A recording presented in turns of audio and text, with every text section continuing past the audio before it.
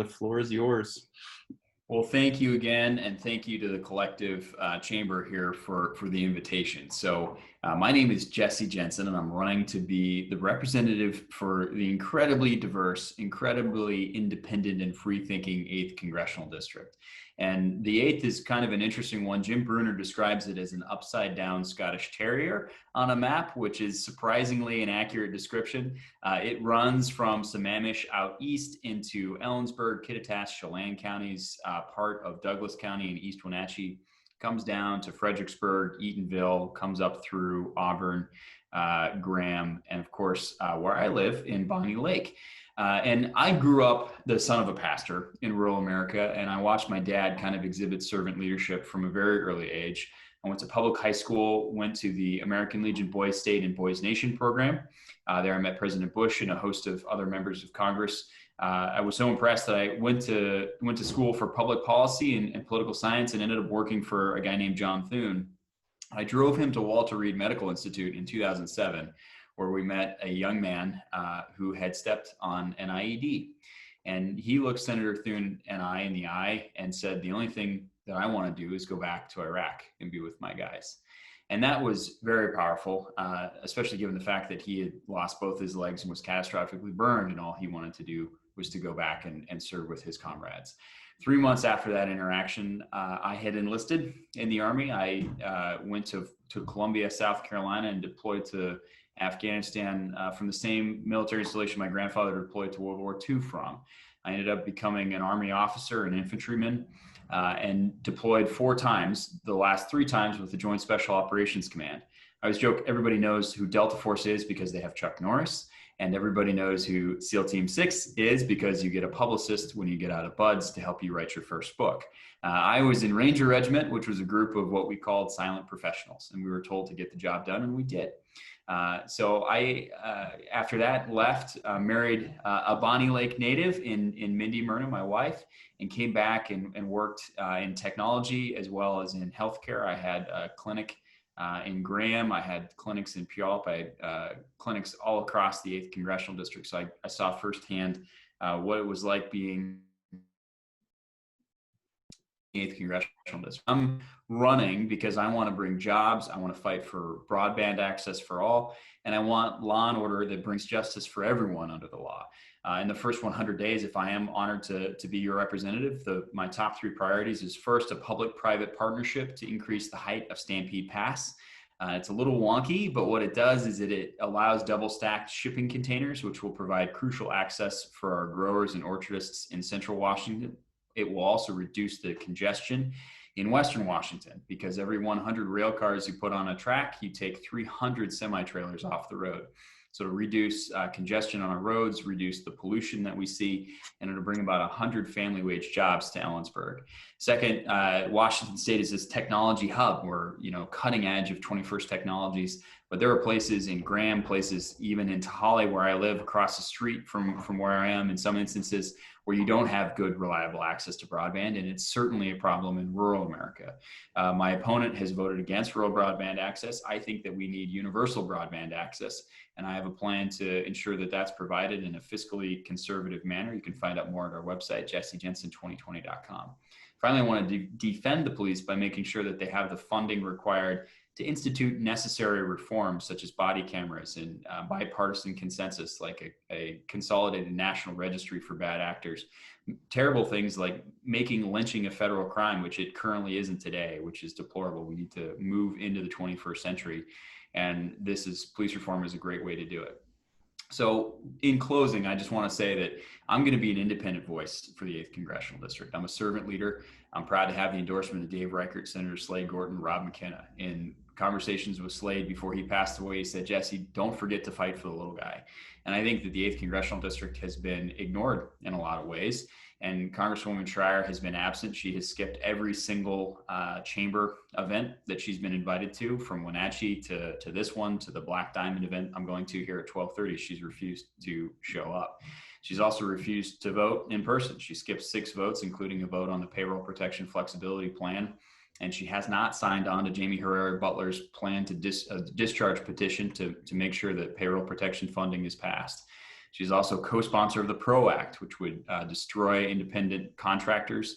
It would take the California AB5 law and make it the law of the land. It would give more information to union organizers than the IRS has, including personal cell phone numbers.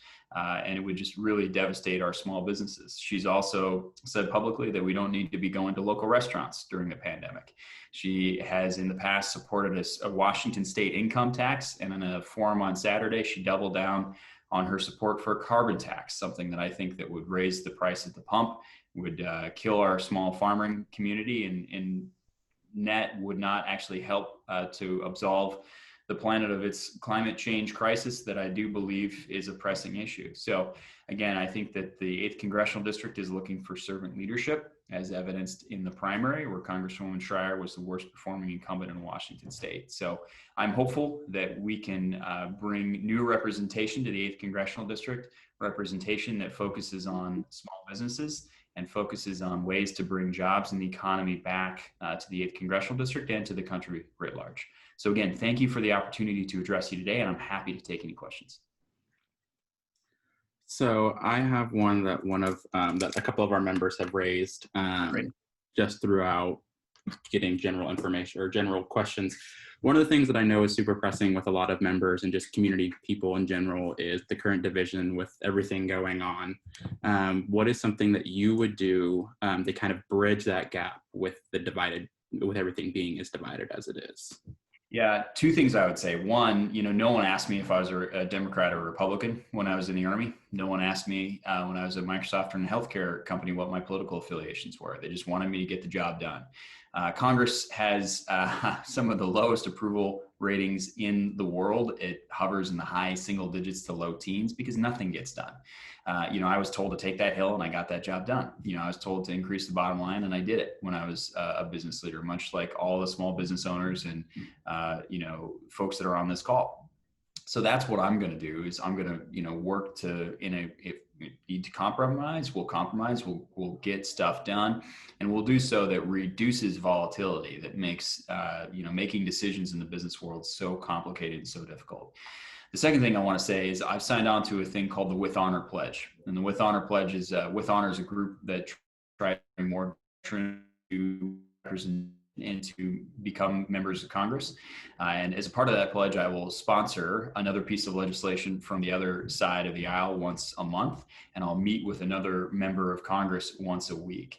I've said on numerous occasions that I'd be happy to sit down with Alexandria Ocasio-Cortez, someone that I don't think, I agree on ideologically with her on many things, but I think she's an inspiration to my two young daughters, right? She's accomplished so much at such a young age. And, I think that there's a lot of areas where we could find agreement and work across the aisle in places like, reducing pollution and fixing our infrastructure. So, I'm going to be an independent minded voice for the 8th Congressional District, much like Dave Reichert was. And again, I'm proud to have his endorsement. Great, thank you. If any of you guys have questions too that maybe you don't want to ask yourselves, you can always send them through the chat thread as well. But if you do have a question, now is a perfect time to just raise your hand, or I know there's a way to do like a little raise your hand feature on here to ask Jesse any questions. Anybody? Go ahead. I have a question. Yes, ma'am. So, how good would you say your internal BS detector is? Because I hear there's a lot of it back in Washington, D.C. Yeah. So I used to work on Capitol Hill, so my BS detector is finely tuned. So it's good. I used to work with autistic children, and I joked that I was going to a more dysfunctional place when I went back to work in DC on Capitol Hill. So, I think that, I've already seen it just in running for office and, both on both sides of the aisle, right? Like the folks that are supposed to be out there kind of helping us, aren't always truthful in their intent. And again, I am running to serve again. I am running to represent the people of the 8th Congressional District. I love this district. I came here in 2011 with the Army at JBLM, and I was rock climbing at exit 38 at the Washington State Fire Training Academy right out there off of 90 and 18. I've climbed Mount Rainier 3 times, summited twice, right? I want the glacier to be there when my kids are old enough to summit it with me. So I think that, there's a whole host of things that we need to do. And I quite frankly don't care what the Republican platform is or what the Democratic platform is. I want to actually accomplish something. And, I think that you need to have a learner's mindset, that you need to be constantly curious and finding things out. The other thing that I've found troubling is in talking to mayors, the only time that Congresswoman Schreier calls them is when she wants a town hall. I'm proud to have the endorsement of the mayor of Bonnie Lake, the mayor of Ording, some of these other places. I'm attending city councils. I'm attending these chamber events just to listen, right? Because I think you learn so much more by listening than you do by talking. And, if I'm elected, I'm going to take a couple days a week, a couple hours a day, and just answer the phones, right? And just be available, be the guy that's there and talking to constituents. I think that was the framers' intent, was for the House of Representatives to be the closest to the people. And, I think that there's a whole lot that you learn by actually listening to the people. I did see that Elle had a question there too. Oh yeah, and I see Elizabeth in the chat window. Please, what was your question? So you talk a lot about servant leadership, and especially your service in the military, and thank you very much for your service. Sumner Bonnie Lake School District, our culture, we have a really strong culture where servant leadership is embedded both in staff, and we also instill that in our students as well. If you can tell me a little bit more about your servant leadership and what that looks like if you were to be elected, and what are your thoughts on cultivating servant leadership with our youth? Mm-hmm. So thank you first off for the work that you do with our kids, and thank you for that question. So in the Army, it was always the mission, the men, and then me, right? And I think that is essentially how I would boil down servant leadership, right? It was never go take that hill, it was follow me, right? I'm never going to ask somebody to do something when I was in the military that I wouldn't be willing to do myself. I hated jumping up there. I one of the ones, because if I'm going to do that, or if I'm going to ask my guys and women under my command to do that, I'm going to do it myself. Servant leadership too, I think it can happen in a lot of different ways, and I think it's trusting the intentions, and it's trusting that members of the other party or the opposite position of an argument or a disagreement with you have good intent, right? And I think that baseline assumption can get you through just about any conflict, right? If you can find what that other person's desire is, or find that common ground, and especially with kids too, right? I think that kids are sponges, right? I have a 4.5-year-old, a 2.5-year-old, and a 4-month-old. And it's so much fun to watch them grow up and for better or for worse, pick up on the things that my wife and I say and do, right? And that is true as you go up through, high school and other levels of education. Then it's the teacher becomes the important person. As you get into high school, it's your friends take on a bigger role. So I think it's incredibly important that we, lay the groundwork, and that's why I'm so excited to have my kids go to the Sumner Bonnie Lake High School and to the school district, right? Because again, of the work that you're doing and the work that other teachers are doing, and sort of servant leadership across the board. And Elle, I think you had another part of that question. I've forgotten what it was. Did I hit it? I think you did touch on. I think you hit it. Thank you. Yeah, good. Yeah, happy to answer that question. I really appreciate it. I served with 2 Congressional Medal of Honor recipients, and earned 2 Bronze Stars for service myself. So, servant leadership is absolutely why I'm doing this. So I appreciate the question. And Guy, see Elizabeth's question in the chat. Perfect. Yeah. So for those of you who don't have the chat window up in front of you, Elizabeth's question is, what's your take on social media platforms that are censoring free speech? So Section 230 is the part of the law that protects social media platforms, that it essentially creates the platform part of that equation.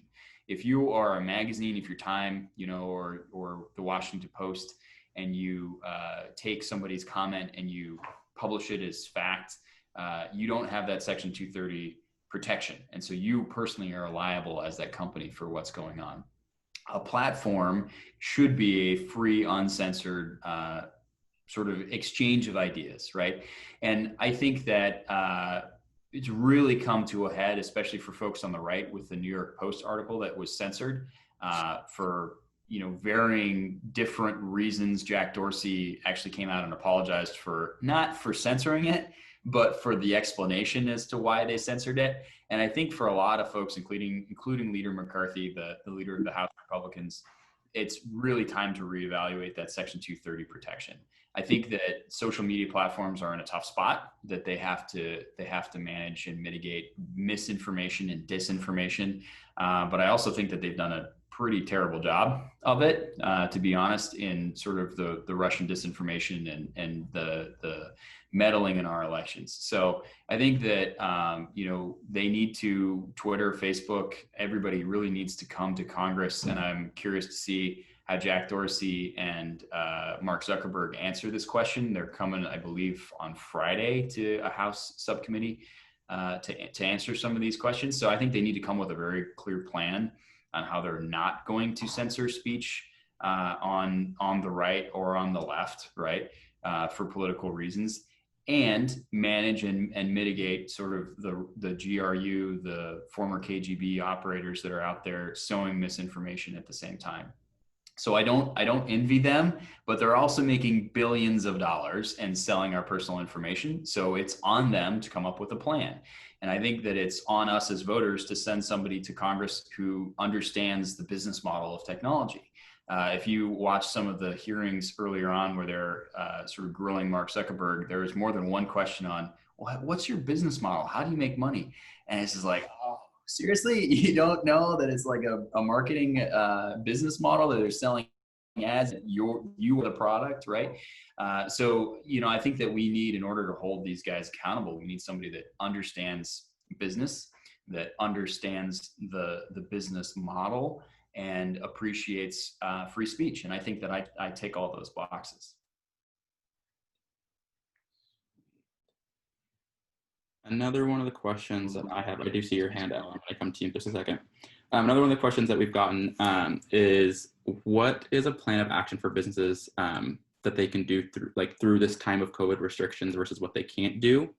And what would be what's your plan on being able to help businesses turn around? So first and foremost, I think just taking a step back and speaking philosophically about, my perspective on COVID, I think we need to protect lives, and I think we need to protect livelihoods, right? And I think that there's unfortunately some on the far right that have forgotten the lives portion of that equation.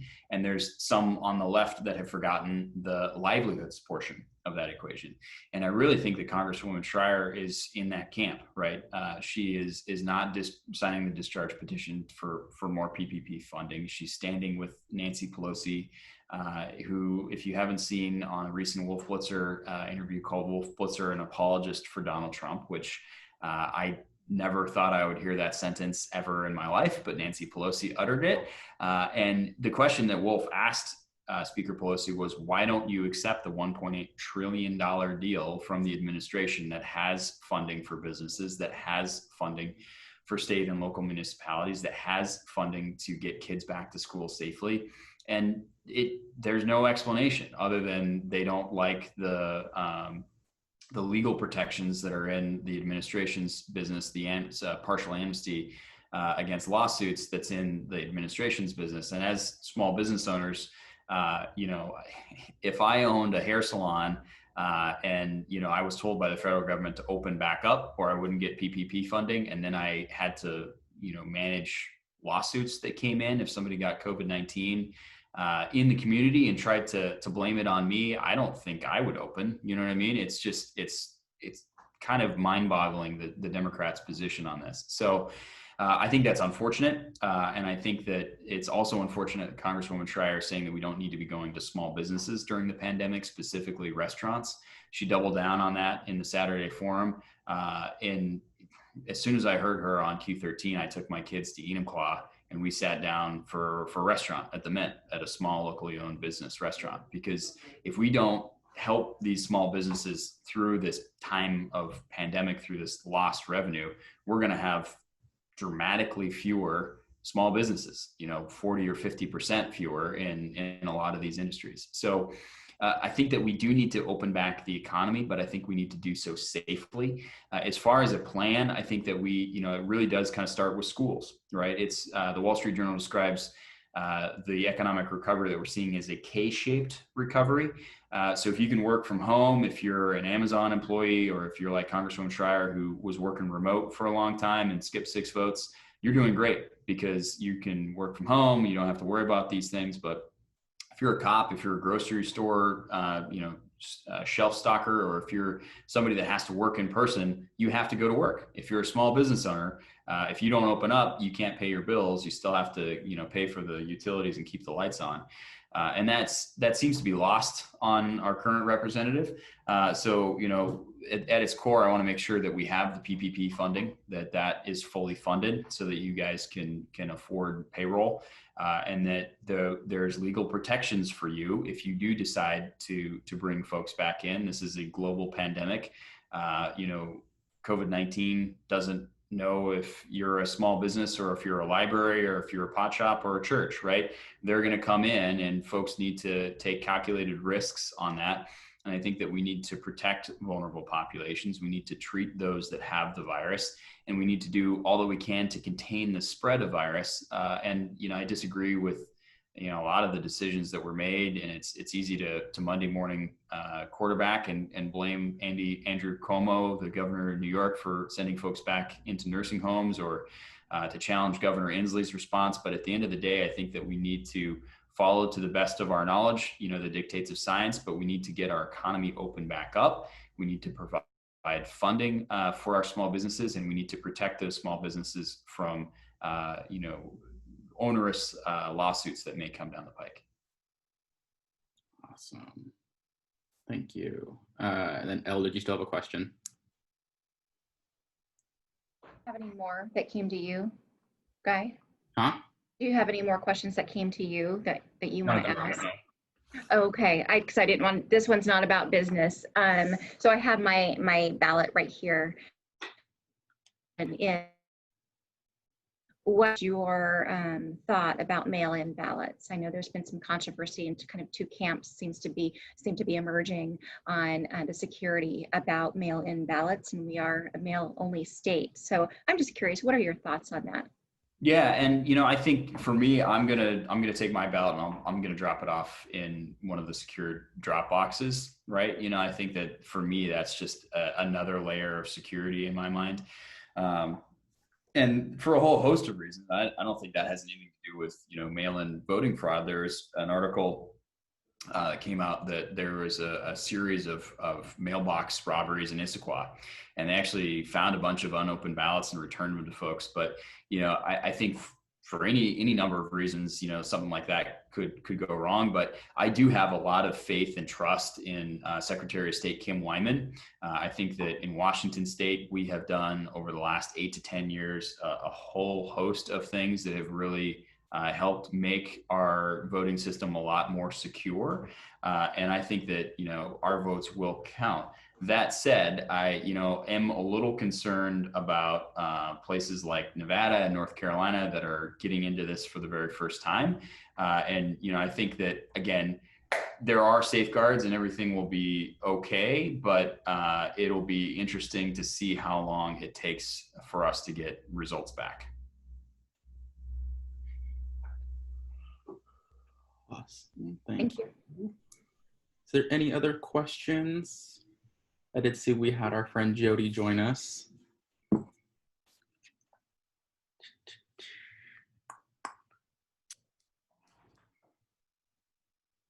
don't see any other questions in the chat box. Those have all been answered. Can you check to make sure your vote was counted? Oh, so Chris was just letting everybody know, you can check to make sure your vote was counted if you go to voter.votewa.gov. And just thank you for that, Chris. And just to amplify that message, again, there's a lot of safety checks that go on in Washington State. You can actually track your ballot across the entire spectrum to see, you know, if it's been picked up, if it's been scanned, if it's been counted. And there's that little tear off tab on your ballot, and you can use that. And there's like a QR code on it. Again, Secretary of State Wyman has done a really fantastic job of protecting our elections, and she's actually gone to bat a couple different times to talk about, you know, sort of the security of mail-in balloting. And again, I think that, you know, we will be sort of the model, hopefully, for other states moving forward. I would like to know before 3 weeks after the election who won. But at the end of the day, the winner is the person that got the most votes. So I think that's really all that matters. I know all 4 people in my household got our ballots yesterday, and it was like a little party. We're like, ooh. There you go. Yeah. All right. I don't think we've been that excited to get our ballots, but Yeah. we were yesterday. I think the other sign is that, you know, voting means the end of 2020, and it just couldn't happen soon enough across the board. Speaking as someone who was evacuated from Bonnie Lake, and my brother-in-law was as well. So it's been a fun year. Ain't that true? We all went to it roaring 20s. Woo! Yeah. Let me tell you. Well, does anybody else have any other questions while we have Jesse with us? It's been an honor having you with us. Thank you for joining, Jesse. I know you've had a busy schedule today. Yeah, thank you for the opportunity to speak. Really appreciate it. Again, you can check out our website, Jesse Jensen 2020. If you have any other questions, JESSEJENSEN2020.com. So really appreciate the opportunity. Humbly ask for your vote, and know that I will be a servant leader, and I will fight for you if elected. Sweet. Thank you. Well, if there's no other questions, I'm going to go ahead and let him take off. He can get a little breather before his next call. Anybody else? Just wanted to say thank you for coming. Of course. Thank you again for the opportunity. Take care all. Sweet. Thank you very much, Jesse. Bye-bye.